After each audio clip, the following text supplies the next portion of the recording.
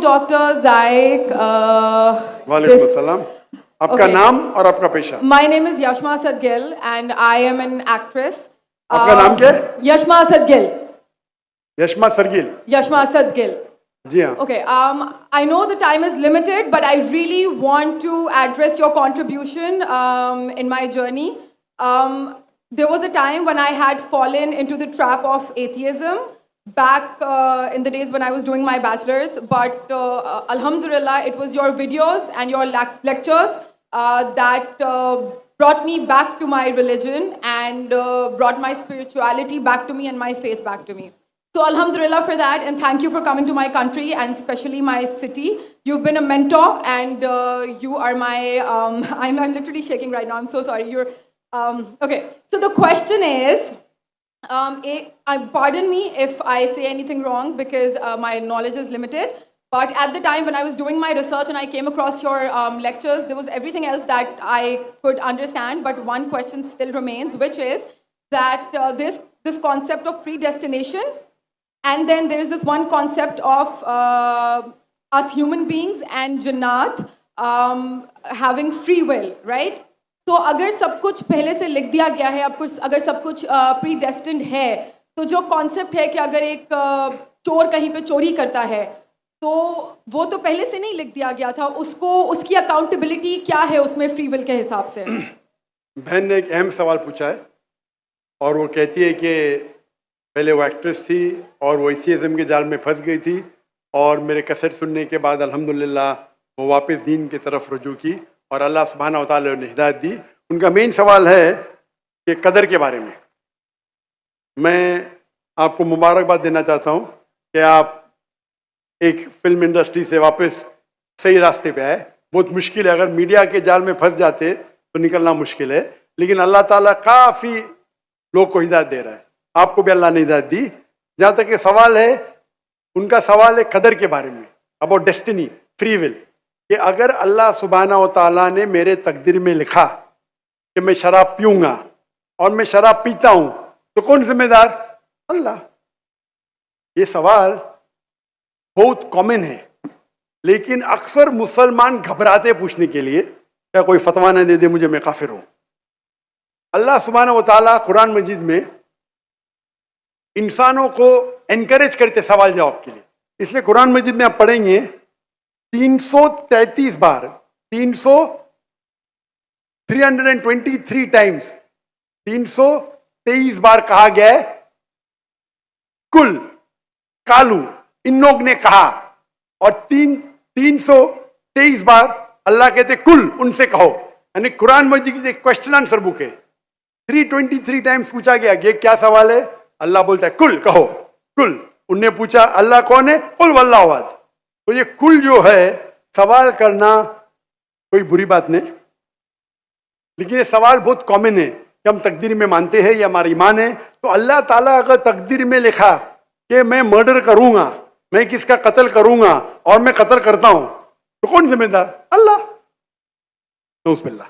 अगर लिखा है मेरे तकदीर में कि मैं शराब पीऊंगा और मैं शराब पीता हूं, कौन जिम्मेदार? अल्लाह। नऊज़ुबिल्लाह।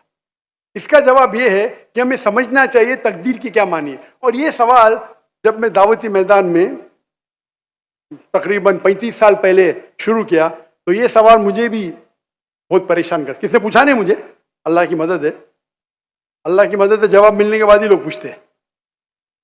तो पहले चंद साल काफ़ी तहकीक की, लेकिन जवाब कोई किताब में मिली नहीं।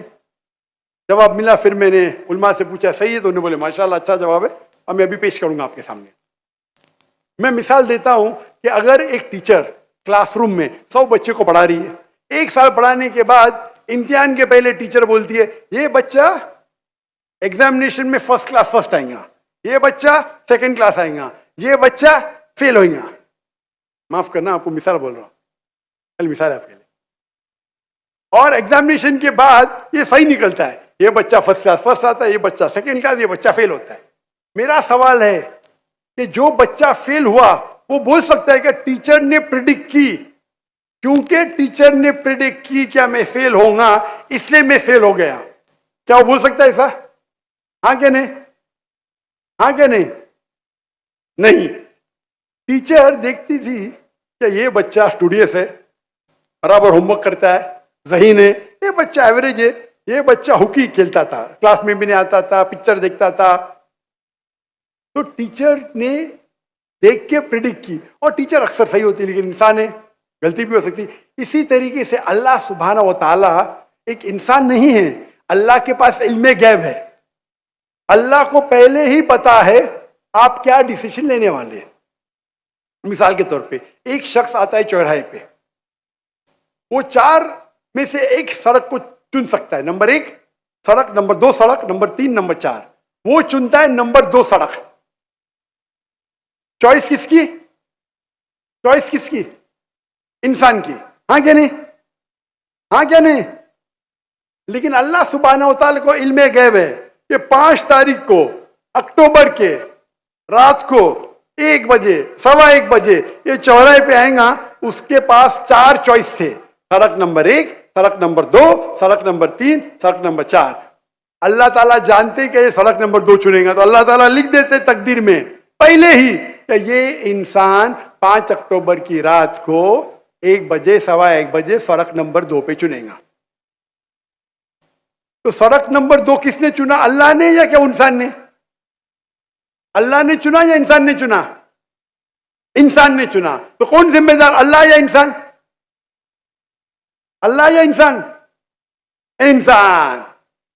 वो आगे जाता है और 3 सड़क आते, सड़क ए, सड़क बी, सड़क सी। वो चुनता है सड़क ए, अल्लाह ताला जानता है कि वो सड़क ए चुनेगा, लिख देता है। कौन जिम्मेदार? इंसान। अल्लाह जानते हैं कि ग्रेजुएशन पास करने के बाद वो इंसान ईमानदारी से कमा सकता है या चीटिंग करके कमा सकता है। वो चीटिंग करके कमाता है, अल्लाह ताला लिख देते कि ग्रेजुएशन के बाद ये इंसान को ऑप्शन नंबर था ईमानदारी से कमाए, चीटिंग करके कमाए। वो चीटिंग करके कमाएगा, एडवांस में लिखते। तो इससे हमें जाहिर होता है कि अल्लाह चुन रहा है कौन? इंसान। लेकिन अल्लाह ताला के पास इल्मे गैब है, तो अल्लाह ताला इसीलिए लिख रहे हैं क्योंकि वो जानते हैं कि वो इंसान ये गलत काम करेंगे। ये नहीं कि अल्लाह लिखते हैं और वो इंसान गलत काम करता है, क्योंकि वो इंसान गलत काम करने वाला है, अल्लाह जानते हैं, अल्लाह एडवांस में लिखते। तो कौन जिम्मेदार? इंसान। तो अल्लाह के पास इल्मे गैब है और अल्लाह सुब्हाना व तआला कभी गलती नहीं करते। अल्लाह ने आपको इख्तियार दिया कि आप चोरी करके जिंदगी बसर कर सकते या ईमानदारी से। आप ईमानदारी से करते, अल्लाह ताला लिख देते क्या ये इंसान ईमानदारी से जिंदगी बसर करेगा। तो कौन जिम्मेदार? इंसान। एक हदीस में आता है कि दुआ तकदीर को बदल सकती है। सही बात है। मिसाल के तौर पे आप जाते हैं एग्जामिनेशन में, आपको पेपर आपका बहुत खराब जाता है, आप जानते हैं मैं फेल होने वाली हूं, आप घर पे आके दुआ करते या अल्लाह मुझे पास कर। अल्लाह सुब्हानहू व तआला को पता है कि आप एग्जामिनेशन में जाने वाले ये तारीख को आप फेल होंगे। अल्लाह को यह भी पता है कि आप घर पे आके दुआ करेंगे, हाँ कि नहीं? अल्लाह को यह भी पता है कि अल्लाह दुआ कबूल करेंगे कि नहीं। अल्लाह दुआ कबूल कर लेता है। तो तकदीर में लिखा है ये लड़की एग्जामिनेशन में जाती है, फेल होने वाली थी, घर पे आके दुआ करती है, अल्लाह ताला दुआ कबूल कर लेता है, उसे पास कर लेता है। तो हमें पता नहीं कि क्या होगा, तो दुआ करना अच्छी बात है। इसीलिए अल्लामा इकबाल फरमाते खुदी को कर इतना बुलंद कि हर तकदीर के पहले खुदा बंदे से खुद पूछे तेरी रजा क्या है। सुभान अल्लाह।